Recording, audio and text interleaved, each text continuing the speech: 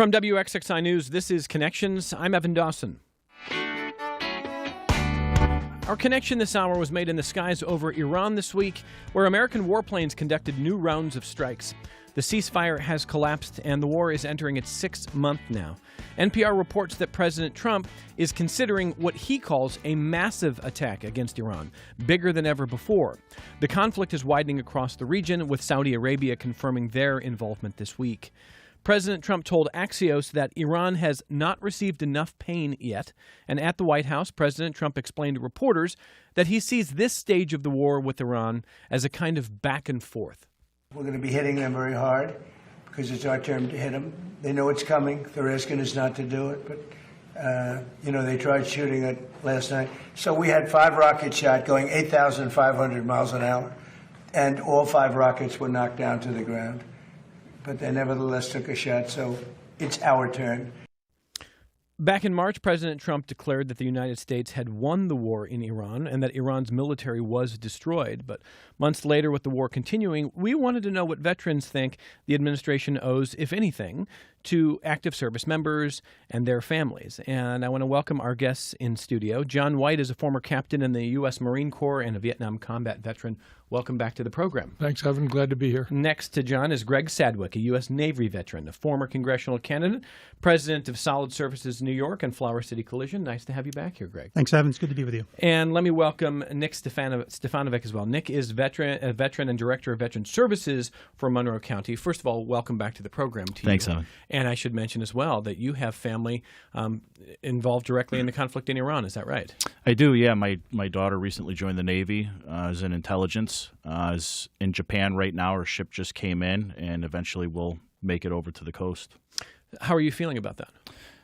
It's a strange feeling because I get to compare how I feel as someone being directly involved in a conflict versus somebody who's a parent of somebody who's in a conflict, and it's two very different ways to feel. You know, when I was in Afghanistan or Iraq, I was excited to get there. I wanted to go do my job, and I listened to my parents, and she was talking about the morality of it and how to deal with the morality of it. And I don't have any fear that she's going to be involved in any type of direct combat, but we had to have a conversation about you may be involved in a planning process or in giving information that will result in some type of attack on someone, and the whole concept of moral injury and how you're going to justify and live with being a part of something that ends in the death of other people, and how she's going to process that, and how I processed it. And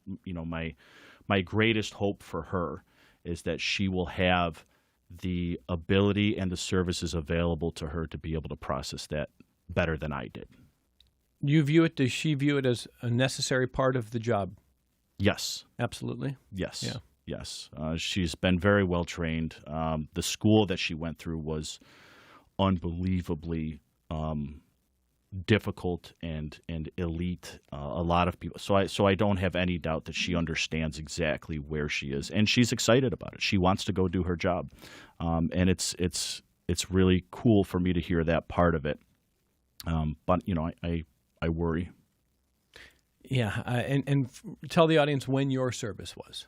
I was in from 2002 to 2006, so right during the exciting years, right after 9/11. I joined right after 9/11, and I think I was in the fleet for maybe 6 or 7 months before I was in Afghanistan, and then the deployments were back-to-back for everybody for a while. Gregg Sadwick, remind the audience when your service was.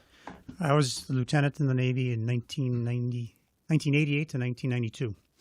And if I can share something. Yeah, please. My shipboard roommate is actually the top of the intelligence chain of the Navy. He's a 3-star admiral. So your daughter has a direct connection to him, so to speak. Wow. Well, that's good. I'll talk to you afterwards. So in brief here, and we'll talk more specifically, but in general, when you hear the president talking about, hey, this is our turn to hit back here, and we may be escalating even more, how do you see this stage of the conflict? What are you thinking about? Well, I think there's a lot of confusion at this stage of the conflict, and I wish there was a lot more clarity in what the objective is and what we want to do. You do know that when I ran for Congress, I was on that side of the aisle, but I'm not necessarily a cheerleader for what's going on. And I wish he would keep some of his plans to himself. He needs to keep the American public informed what's going on, and the service members need, consistent message. And I don't think we're getting that, so it's a little confusing. John White, what do you hear in the president's remarks? I worry about the president in terms of his remarks. I share with Greg that sometimes I wish he would keep those issues to himself and let them execute. I worry about the showmanship side of President Trump, and I worry about the you had mentioned earlier the end game for Iran and where we are with that, and I think there's a lot of confusion about that. There isn't a well-defined issue about what we're really trying to accomplish. Is it Hormuz? Is it the nuclear weapon? Is it just imperialism? Is it oil? Any one or all of the above? And so I don't think it's a clear message in terms of what he's trying to create here. Well, I do want to listen to another clip that we have. And I will say, the one thing that I think is hard to dispute is whatever you think about President Trump's politics, he has been for more than a decade now very good at diagnosing how to push people's buttons. He's very good at politics. He understands why a lot of Americans feel outrage. And he had a lot of voters come on this program and tell me, even in the 2024 campaign, that one of the reasons they were supporting President Trump, candidate Trump at the time, was because he and J.D. Vance were saying no more military misadventures and clearly defined plans and no quagmires. And it is strange to me to see that even in the opening days of this war, you had a devastating first strike that killed the Ayatollah, that killed not just the Ayatollah, but a number of leaders. And President Trump was talking about regime change, which hasn't really effectively happened. He was comparing it to Venezuela, which is not a very good comparison. So I want to listen to what Secretary Hegseth said when he was testifying, and he's being questioned here by Senator Brad Van Hollen of Maryland. A lot about winning. You've talked about winning in your testimony today. You've talked about winning throughout the Iran war, and we all like winning. But I think the American people, to deserve a definition of what it means to win in Iran, because this war has dragged out for a lot longer than certainly the President of the United States indicated. Indeed, the President said on March 24th, and I'm quoting, "We've won this war. This war has been won." Do you know what the President meant by that back in March? Well, Senator, I would just note that militarily, Iran has been completely overmatched and crushed from the beginning, militarily. Their capabilities are nowhere near ours. I would take issue with your characterization that we started this war. Iran started this war 47 years ago, and they've killed thousands of Americans, including our brothers on the battlefield in Iraq. Iran has been targeting us for a long time. Mr. Secretary, we didn't start it, they did. I just want to register my own complaint here. I mean, I feel like a lot of times that becomes about grandstanding. And when a member of Congress is spending more time asking the question than you get an answer and you got 5 minutes, I don't love it. So, but I do at least appreciate hearing Secretary Hegseth describe in his view the fact that this was a necessary response to 47 years of aggression from Iranians. He is citing a history that is true there. So in his view, the United States did not start this conflict. So let's take this from a number of different places. And Nick, with a daughter going there, I'll ask you first there, do you feel like you understand what a definition of victory is in Iran? I always preface talking about this by saying first that the decisions that are made in the final hour that determine whether we go into another country are decisions that maybe a handful of people on the earth have all the information with.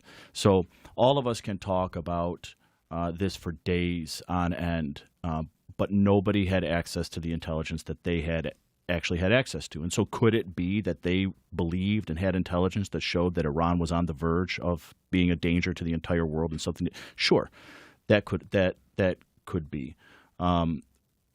But whether it's the Iranian war, whether it's combat operations in Iran or Vietnam or Iraq or Afghanistan, I'm sure that there are a lot of different reasons, whether it's the military-industrial complex or oil. But what I see happening in Washington in the end is it's political.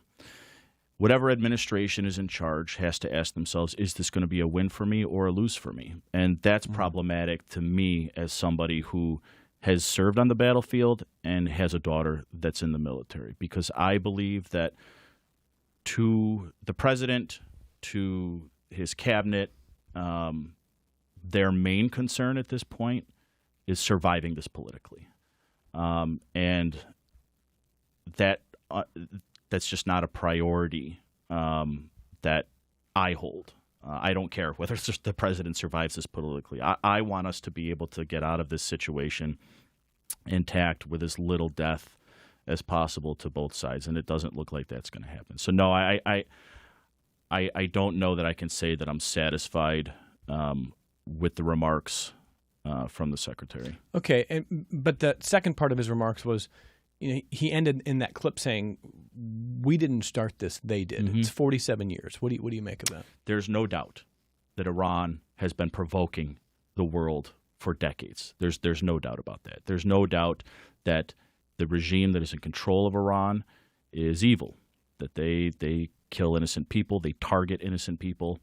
They kill their own people. They kill their own people, and I just always like to point out too, there is a huge moral discrepancy or difference between a regime that purposefully targets and kills innocent people and innocent people dying in war. And so, very early on in this war, we saw the bombing of that school happened, and it was really bad. And the media weighed in heavily on that, and because it looks as if it was not the Iranians that did that. It was either us or the Israelis, or but. So I did get in a conversation with somebody who said, "Well, what's the difference between us and them? We just probably killed 200 children." And in Afghanistan, there are innocent people who die in war. The main moral difference between us and the country of Iran is that I believe this to be true, that America has never purposefully targeted and killed innocent people. The Iranians have, and the Taliban have, and all of the other forces that we fought against. And I just think it's important to point that out when we talk about global policy and whether or not we get involved in war. Gregg Sadwick, do you feel like at this point you could describe what you think victory will look like? Well, first of all, if I can back it up a little bit, because this might surprise you. We've been hearing since 1996, there's clips of Netanyahu saying that Iran's 10 minutes away from having a nuclear bomb. We've heard that for 30 years. Nick, I agree with a lot of your comments, but I'm also a little skeptical about what we've been told. Yes, they've done some horrific things, and a lot of countries have, including us. So I don't know if that warranted going in there. But now that we're there, what does victory look like? Well, part of it looks like getting back to where we were, prior to 6 months ago, with the straits open, with Iran kept in check. I don't know if it's we're going to see a regime change. I think that should be off the table. And I think back to when the president said he's going to pick the next Ayatollah. I mean, that was a little outlandish. I don't think we're going to have that luxury. But what victory looks like is America's, Nick, you brought up, we don't want to see any more deaths and stuff, and that's all. I agree with that on the surface. We also don't want to see America's place in the world change. And I think we're at a pivotal point where that can happen. What would make that happen? If we give back, if we negotiate the straits to Iran and they're now in control of that changes some dynamics. It makes us look weaker. We're already looking weaker on the world stage if we don't go through with it. We're kind of, I don't want to say we're half pregnant at this point, but we are where we're at.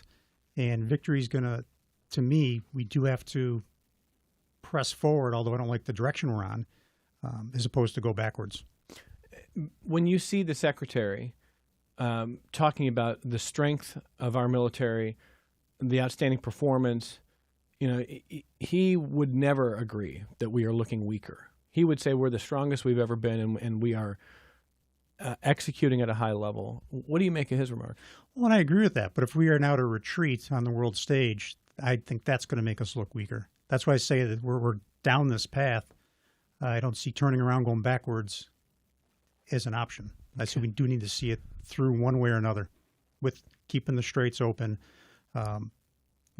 getting their nuclear dust and making sure their nuclear program doesn't move forward.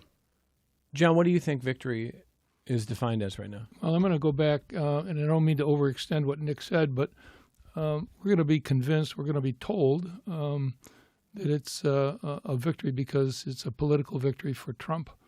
And I think the power, the military power, and I've always felt this, that President Trump supports and really energizes a strong military force. That's a worldwide opinion. It's a worldwide impression. Personally, I don't think President Trump really cares about the individual troops. I don't think the servicemen and women, feel that President Trump really has their back. I think he's a photo op guy. And so I don't mean to take this in a different direction, but I think Trump is going to define to us what we think victory is. And is it the straits? Is it the nuclear program? I don't think we have any clear definition of what that is. But how do you say victory is the Strait of Hormuz when it was already in a better position 6 months ago? That's correct. You're getting back to a status quo. That's correct. I mean, I certainly think there is a lot of talk about the nuclear program, and to Gregg's point, the desire to not only destroy infrastructure but to try to remove any material, and that may yet happen. I don't know if they figured out how to do that without sort of a ground force to do it. But beyond that, certainly in the early days, the president was talking about the elimination of this regime. And at one point, I think in April, he said, "Well, isn't this regime change? It's a different, it's a different leader. The Ayatollah is dead." It's effectively not, and I think you don't see this as a different regime, do you? I do not. And once again, the Ayatollah gets taken out. The replacement can be worse. And so, I don't think we specifically articulate what our end game is, Evan. I feel that it changes. Is it the straits? Is it the oil? Is it the nuclear program? I don't know. But I think President Trump has an ability to try to convince us what victory will look like. Well, does he owe it to active service members and their families to describe it clearly, what the goals are? Oh, I think absolutely does. In fact, I think that this, and maybe Nick, you can respond to this, but I think it affects recruitment. I think that when you look at people that might be joining and might consider joining the military, and they feel that their leaders can't effectively decide what the end game is going to be. Why am I signing up for this, and what are we going to do here, and do we have a clear vision for what victory looks like? I think that affects recruitment. And I think that young people today, if they can't trust their leaders, they're not going to join. Let me get your co-panelists on that. What do you think of that, Nick? I'm going to go back to something John said a little bit earlier about the political implications of the war. What's very frustrating to me is if you're in a conversation with somebody about a topic and you know that person, no matter what happens in that conversation or no matter what the facts are, is going to take the same position on that argument, there's almost no point in even listening. Right. So in this situation, listen, are we ever going to see, is it ever even possible that we could see a President Trump come to a microphone and say, hey, we screwed this up, we got to do this differently? That'll never, ever, ever happen, right? So regardless of what happens there, the only thing he can do is try to convince us that it's a victory. I think about Afghanistan. I spent a lot of my time in Afghanistan. And when I was in Afghanistan, what I saw on the ground, there was a lot of progress. Women were able to go to school again. The Taliban were not persecuting their own people. They had a free and fair election while we were there. All of that was great, and to me, it made it worth it. In the end, they're back to square one in Afghanistan, if not worse. So could you call my war a victory? I don't think so. I don't think you could at this point. And I can't possibly see how we get out of this situation in a victory. And I also would say to people, I would ask the president and the secretary to define what they mean when they say obliterate or destroy.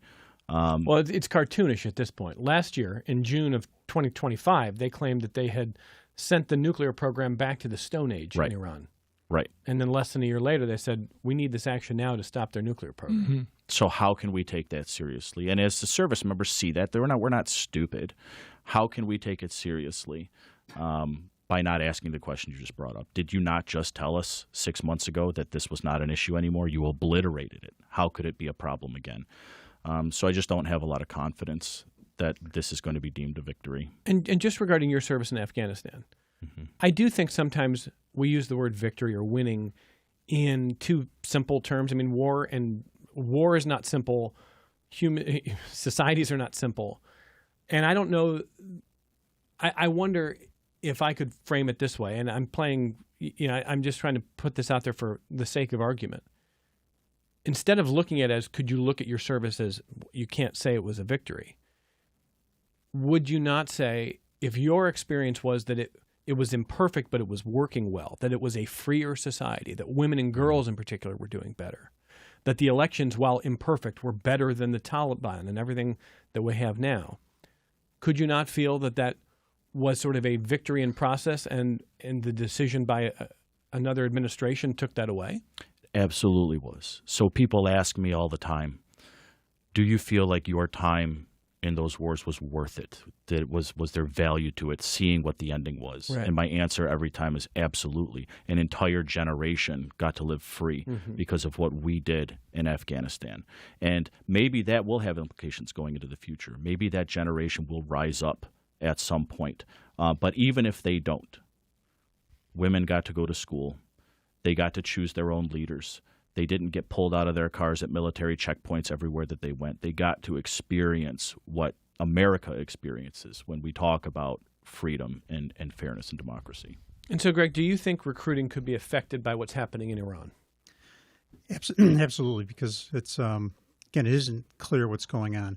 But part of that, though, talking about what does victory look like, there are other things going on that are attached to this below the surface that could come to fruition, that even though the battle may not be the victory, the greater war for America may be. And what do I mean by that? I'm talking about how we can have a $40 trillion debt and still be a thriving economy. That just defies logic. We just keep printing. Well, a lot of that is because it's propped up by petrodollars, and all the oil is bought and sold in American dollars. And we're where the BRICS is trying to change that. BRICS being Brazil, Russia, India, China.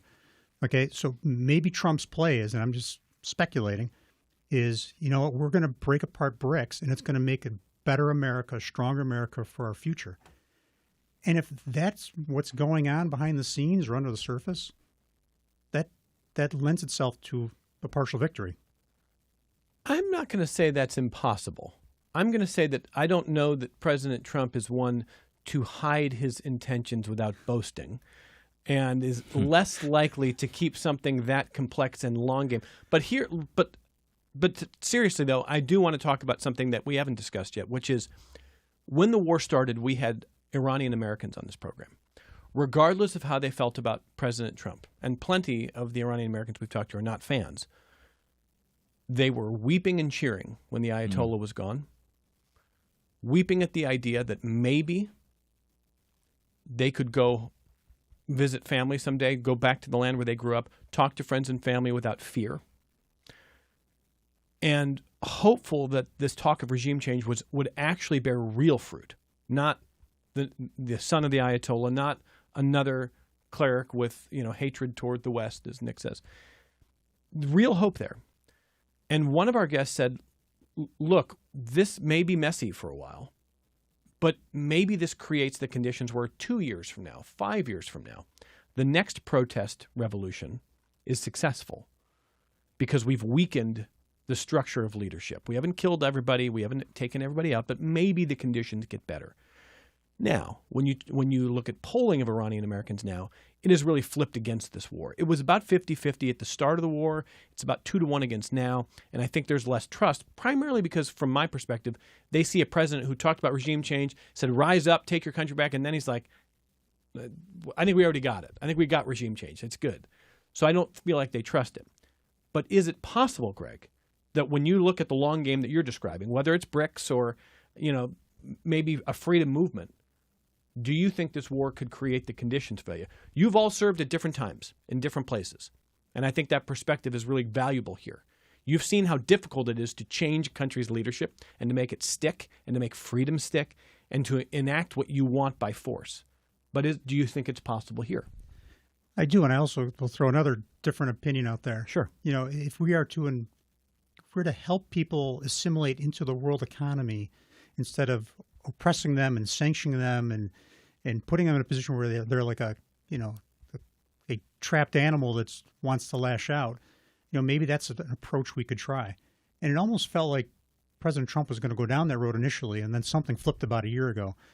But maybe that's an option to help free the Iranian peoples, to make that country feel like they're part of the world community. Yeah, perhaps. Just talking to Iranians, I think.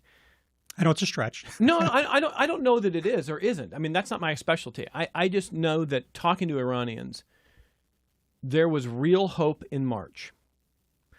And a lot of that's been extinguished because they don't feel like it was a consistent and firm backing to that point. It was more like, you're on your own. I hope this works for you. But then the president's talking about destroying the entire civilization of Iran and destroying infrastructure that the people need. And then that trust goes away. But I'm just bringing up the idea that, you know, I've had guests on this program this year say maybe long term, and that maybe it's 2 years, maybe it's 5, maybe it's more, but maybe the next freedom movement sticks. So, I mean, and you know, John, you served in Vietnam. Yes. And we had war goals, we had political goals, we had hopes of how to remake a country and a people, and it didn't always go the way we wanted. Do you think it's possible in this time around? Well, it didn't go the way we wanted in Vietnam, and I think we were withheld, actually, from victory in Vietnam. We used to get orders, as crazy as it sounds, we used to get orders that we couldn't fire until we were fired upon. We then got subsequent orders that we couldn't load our weapons until we were fired upon. That is not the way you win a war. In the civil action that we had, and I'll go back with what Nick said, the civil actions that we had with villagers was remarkable in terms of medical care, all kinds of food supplies, everything else. It was wonderful to see the reaction of all of that. However, as soon as we moved on, then the Viet Cong and the NVA moved back in, and it was just all over. And we would have the same firefight in the same ville several times. But as I look at this situation, I see some similarities there. There's some hope, March. There's some excitement about that. But I don't think we're doing anything to help the Iranian people right now gather that sense of nationalism and loyalty that kind of takes from the heart in order for them to have that next revolution. If I could, too, John, when you talk about being in a situation where your instructions were you cannot fire unless fired upon, it sounds a little like what the president said in the clip that we used to start the show when he said, well, they had their turn and now it's our turn to fire. I mean, war is not a game of turns. If you're truly at war, your turn can last as long as you want, can't it? Yes. I'm not saying it's pretty, but I don't understand the notion of, well, they had a turn, now we're going to take a turn, and they're asking us not to, but it's our turn. That language and framing to me was very strange. How did you hear it? Well, I think it's very strange. I also think, once again, when you look at military action, forceful, direct, and with an end game in mind for a continuance is success. When you kind of dilly-dally back and forth, more lives are lost, more properties are destroyed, more confidences are destroyed.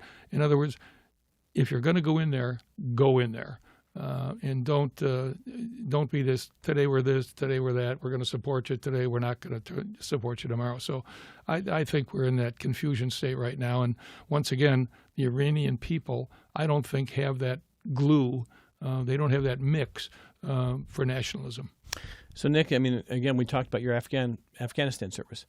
What do you make of the idea that what is happening in Iran now could lead to a true freedom movement that sticks? Yeah, I believe it absolutely could. You do? You know, I think it's important too, and I need to learn more about this as well. But we just saw a revolution in Syria, I'm pretty sure, recently.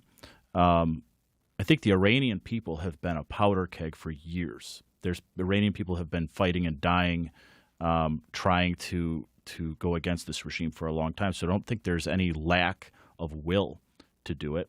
I think it would have been a great opportunity. I think it's a wasted opportunity that he gave up so quickly on trying to support that. The protest movement? Yes, them on the when ground. Thousands of people were being killed in the streets in January. Yeah. Yeah, I think there's ways that we could have supported then or at least gave them the confidence that we would have stuck by them. And I don't know why he gave up on that either. But I mean, just on that language that you just talked about with John about how he's taking turns with attacks, again, that just reminds me that to him, to the president, my fear is that politics is the end game here, and I'm not confident that if the president was told that there was another way to do this, but it wasn't so politically ideal for him, that he would even take that route. But to answer your question, I do believe that there is hope for the Iranian people going into the future. Let's take this only break, and then I've got some emails to share from listeners at connections@wxxi.org. We're glad to have 3 veterans who have served this country at various points in their lives. You just heard Nick Stefanovic. Nick is a veteran and director of veteran services for Monroe County. That's his current post. Gregg Sadwick, a U.S. Navy veteran, former congressional candidate. He's president of Solid Surfaces New York and Flower City Collision. John White, former captain in the U.S. Marine Corps and a Vietnam combat veteran. We'll come right back with some of your emails on Connections. This is Connections. I'm Evan Dawson. Dallas writes in to say that U.S. military recruiting, he's looking at various sources. He's like, Grok, AI, but it's right this time. I love when AI is right. A 15-year high in fiscal year 2025. NPR says that's correct. By 2025, the recruiting was very, very good. And so Dallas is just wondering if some of the concern expressed by the panel is maybe overwrought, that maybe things are going really, really well and recruitment is up. What do you see there, Gregg Sadwick? Well, I think prior to the war, recruitment was up. I've heard that too.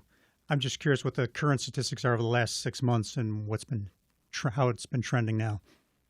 Okay, so yeah, you're saying producer Megan. Okay, so some of those numbers are technically the pre the new Trump administration. Okay, leading into the new administration. And Greg, you're just saying we don't know what the last 6 months might do to recruiting, but you think it could Correct, have a because not just deleterious the last 6 months, but it's also going into the next 3 months and the next 6 months after this current period. Okay, John, anything to add there? Yeah, I would say there's a big difference in the last 3 to 4 months. But if we take a look at March, in the mission was supposedly clear. I would say from March on, with the confusion, I would say recruiting is suffering from that. Okay, Nick? It wouldn't surprise me for recruiting to be up. You know, I think we talked a lot about what's happening in the war. What we haven't so much talked about is the daily life within the military and how that's changed over the last few years. What do you mean? I think it's changed significantly. You know, my opinion on this, having been a grunt in the Marine Corps, the military culture, it changes when the administration changes, the military culture changes. Same thing with the VA and all the other parts of the federal government. And I think the military culture was struggling before this Trump administration. And, you know, and I have no problem, you know, I'm not the biggest fan of Trump, but I also have no problem crediting him where credit is due. And Secretary Hegseth, I think, has done some things that have been needed to be done for a long time regarding bringing back more strict standards in the military and refocusing where our energy should be in the military. And I hate how he says this in public because I think he needs to speak differently to the American people than he does to the military. If he's speaking to me as a Marine and he comes in and he says, look, at your guys, your job is to kill the enemy. That's it. That's what you should be focused on. That's a message I can hear from him as a Marine.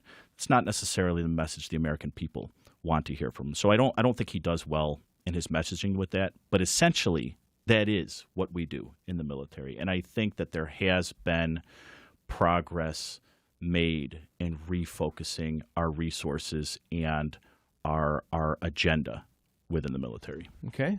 Agree with that, Greg? Yeah, I'm glad to hear you say that, Nick. I agree with that. You know, I think back to when Lloyd Austin was the defense secretary. He got off a plane, I think it was in the Philippines, just COVID era, and he was triple masked and he's wearing a face shield. And I'm like, wow, that's not really projecting American power and confidence. You know, contrast that to Pete Hegseth, you know, talks about the warrior ethos and he's out there doing push-ups and he's out there doing all that stuff. Yeah, I think the military members need to see a leader like that. John, what do you think?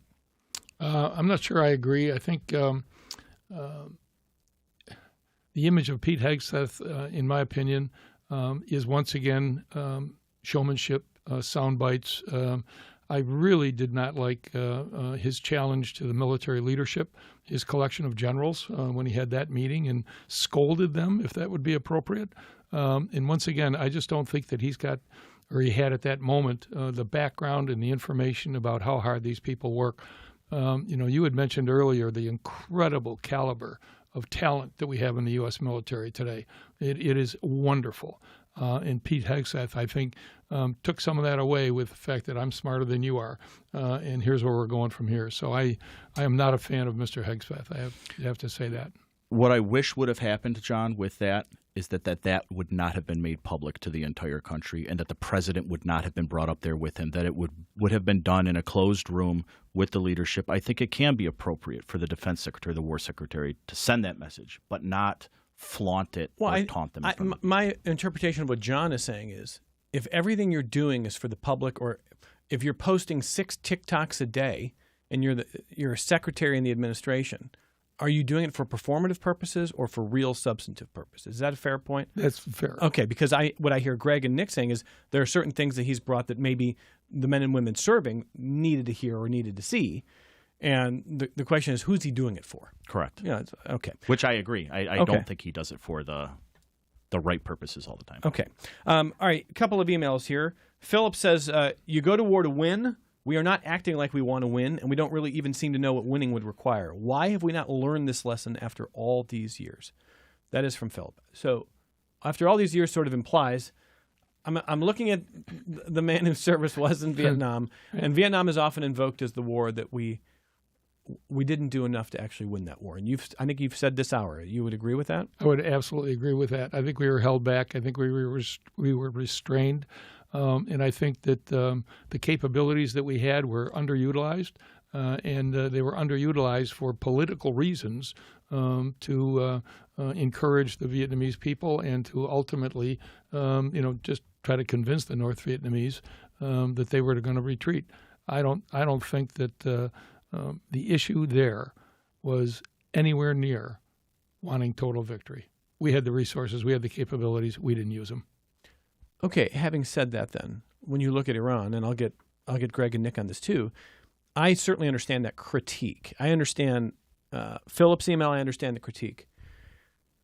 But when you look at Iran, if total victory requires sending American men and women on the ground in, that seems to be something that this administration has resisted so far. Do you think we need to do that? I do. Ultimately, the air war is the air war, and we can do an awful lot of damage. We can interdict all kinds of issues with them and get that done. But in order to accomplish victory, I believe boots on the ground are going to be required. And one of the things that's very interesting, just here, last week or so, the 4 people that were killed, 3 in Jordan and 1 in northern Iraq, and now, the administration has reclassified them, and they're not considered killed in action. They're considered died in overseas operations. So the administration is trying to limit the amount of deaths associated with this. And once again, I think that's a political issue for Mr. Trump. And so boots on the ground is just going to be off the table until he's willing to accept the fact that there are going to be some casualties and there are going to be some KIAs if we do boots on the ground. Are we going to win without it?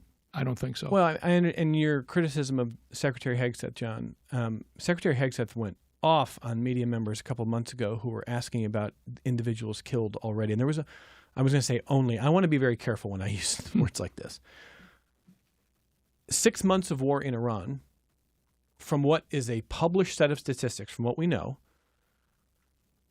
I would never minimize a single death. But roughly a dozen deaths, I think, is a lot fewer than a lot of people would have expected. I'm trying to be careful when I say this. Mm-hmm.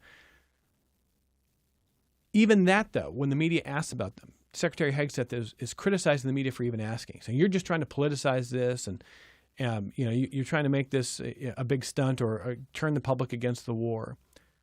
And I would think that a secretary a self-styled Secretary of War would want to honor every service member who has died in a conflict like this and not reclassify them and not tell the media they shouldn't be asking. That makes me uneasy as a civilian. How do you see that? I agree with you 100%. I think it really questions the motivation. Is it political or is it heartfelt? And once again, that reclassification, terrible, awful thing for the United States to do. Gregg Sadwick, do we need boots on the ground to win this war? Unfortunately, I would agree with John. This morning, it came out the Hamas possible alleged peace deal going on, the Gaza Strip. And I thought to myself, I looked it up, it's 144 square miles. I thought to myself, that's kind of like here to Buffalo, maybe down the thruway, maybe even smaller. And it's been 4 years, and we haven't, nothing's happened there except a lot of death and destruction. Then you think about the Russia-Ukraine border, not a very big area, and all the death and destruction. And we think we're just going to take Iran with a couple of missiles? That's silly. Or an air campaign. An air as campaign, John exactly. says, yeah. Yeah, so I think that ties into your comment, too, about you're kind of surprised there hasn't been more casualties. Well, yeah, because are we really in it to win it and seal the deal? Because to do that, it's going to take boots on the ground. Go ahead, John. I was just going to say, Greg, in terms of casualties, big distinction between killed in action and a casualty.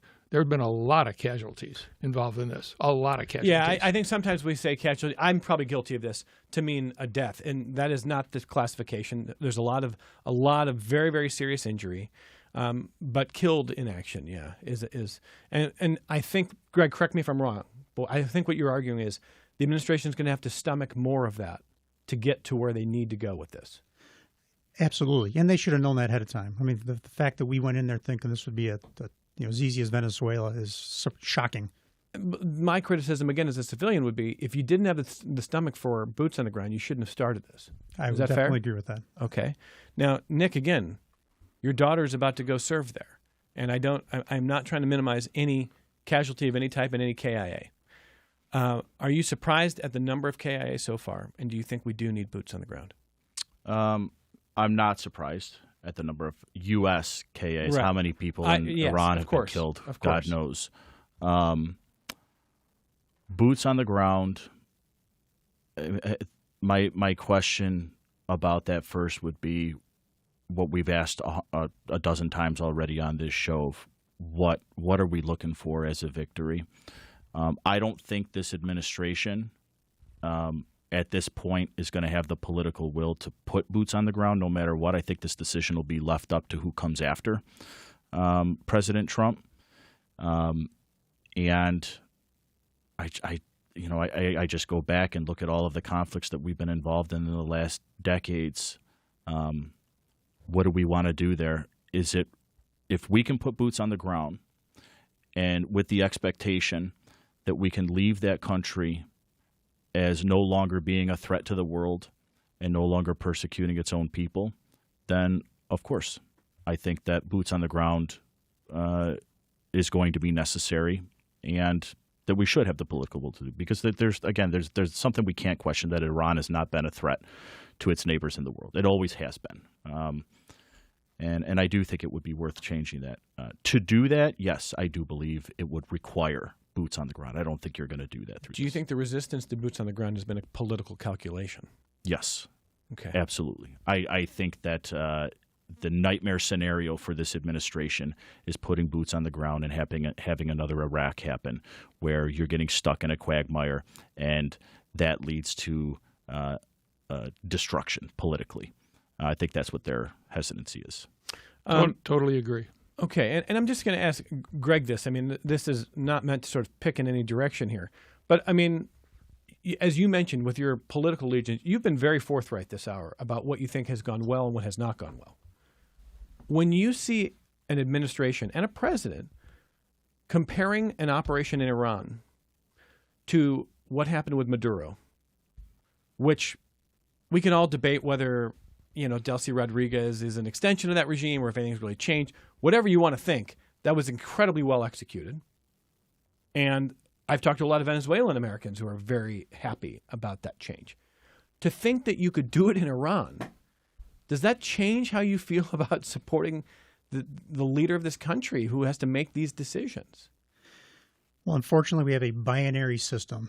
So We do. I have no qualms with who our president is relative to who it could have been. Okay. And let me get a couple more emails here. This is from Lori. She says, I went to Vietnam.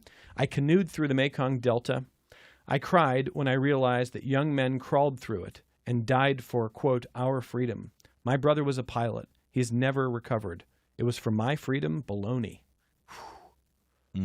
That's a hard one, Lori. And Lori, thank you for your family service, and I'm sorry what you've gone through. Rich emailed to say the longer this war goes on, the bigger the chance for something truly catastrophic. The president has talked about wiping out the entire Iranian people and civilization. I'm worried he'll eventually blow his top and use bigger weapons. What does your panel think?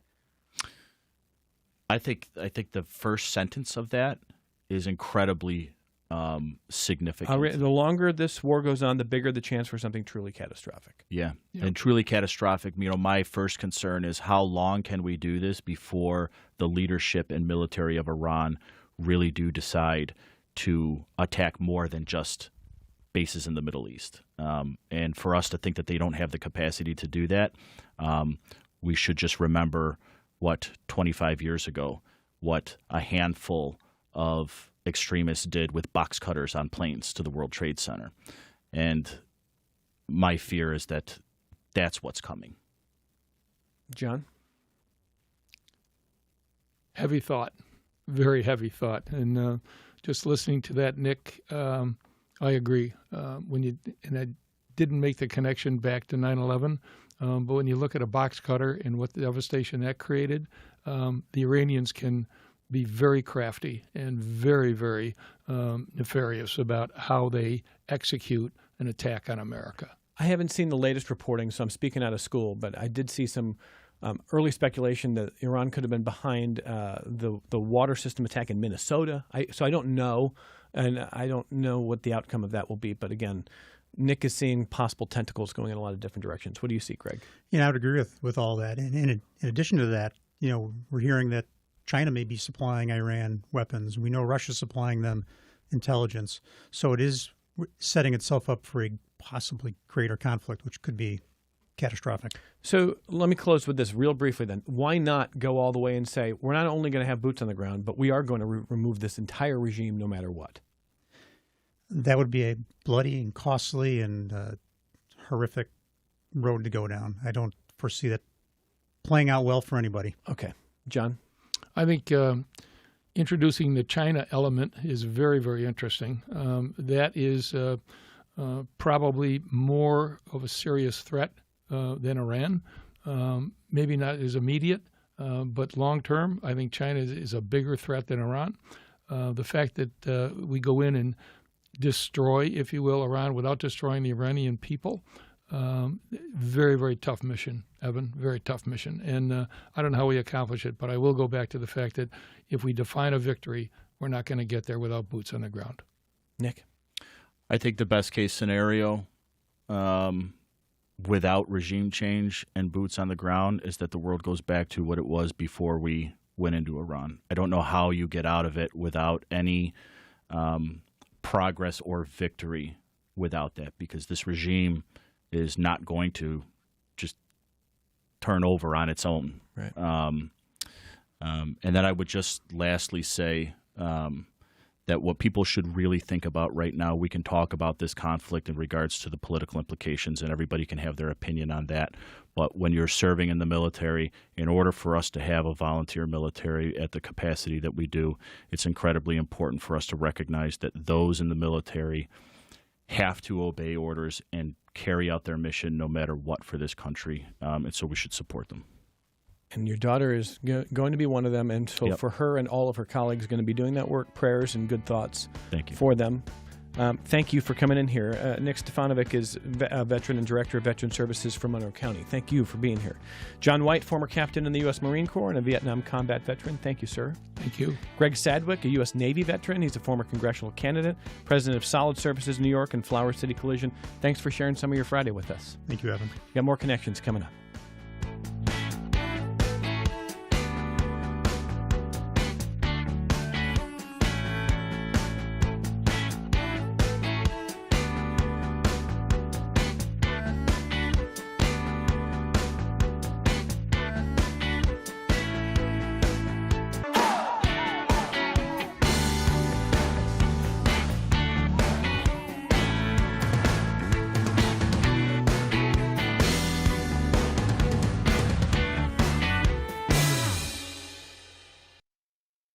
This program is a production of WXXI Public Radio.